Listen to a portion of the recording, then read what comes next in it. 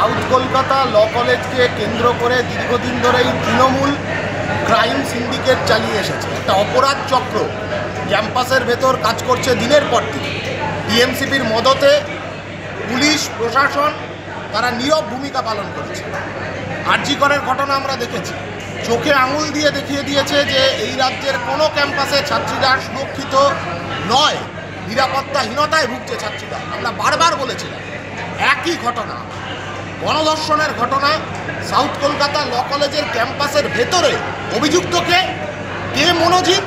এই মনোজিৎ সেই টিএমসিপি নেতা যার নামে গত 10 বছরে অন্ততপক্ষে 20টা-30টা দুর্নীতির অভিযোগ, রেপ থ্রেট দেওয়ার অভিযোগ, শ্লীলতাহানির অভিযোগ।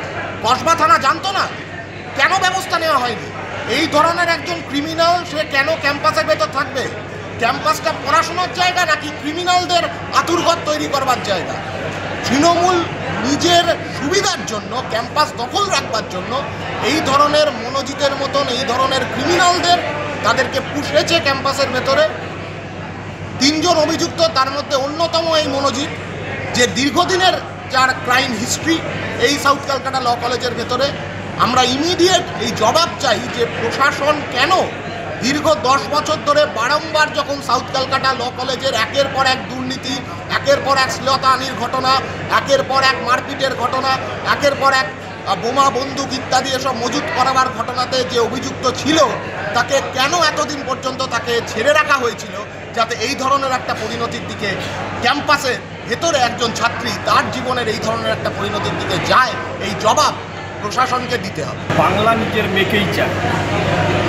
গোটা বাংলা জুড়ে মহিলা মুখ্যমন্ত্রী মহিলাদের মধ্যে সিম্পেথি অর্জন করে বাংলার মানুষকে ভুল বুঝিয়ে ক্ষমতা দখল করেছে। আজকে সেই বাংলায় একের পর এক নারীরা সুরক্ষিত নয়, ক্যাম্পাসে ছাত্রীরা সুরক্ষিত নয়, শুধু ক্যাম্পাস নয়, পাড়ায় মহল্লায়ও ছাত্রীরা সুরক্ষিত নয়। তামান্নার থেকে শুরু করে আজকের ল কলেজ, তিলোত্তমা চোখে আঙুল দিয়ে দেখিয়ে দিয়েছে গণতান্ত্রিক ব্যবস্থা না থাকলে যা হওয়ার পরিণতি তাই হচ্ছে। আমরা এসএফআই বরাবরই বলছি, ক্যাম্পাসে ছাত্র সংসদ নির্বাচন, বহুদলীয় গণতান্ত্রিক ব্যবস্থা যদি থাকতো, আজকের দিনে মনোজিতের মতো মস্তান ধর্ষক জন্মাতে পারত না। কারণ দিনের পর দিন কলেজগুলোতে মনোজিতের মতো হাজারো টিএমসিপির নেতৃত্বে এই সন্ত্রাস, এই ছক কষা হচ্ছে। একদিকে দুর্নীতি আর একদিকে বেছে বেছে মেয়েদের সর্বনাশ করছে। এসএফআই পরিষ্কারভাবে বলছে দ্রুত মনোজিৎকে গ্রেপ্তার করতে হবে এবং অভিযুক্তকে দৃষ্টান্তমূলক শাস্তির ব্যবস্থা করতে হবে। সঙ্গে তামান্নাকে একটা নির্বাচনী বিজয় রথে, মমতার বিজয় রথের চাকায় বলি হয়ে গেল। তামান্নার খুনিদেরও অবিলম্বে গ্রেপ্তার এবং দৃষ্টান্তমূলক শাস্তির দাবি আমরা করছি।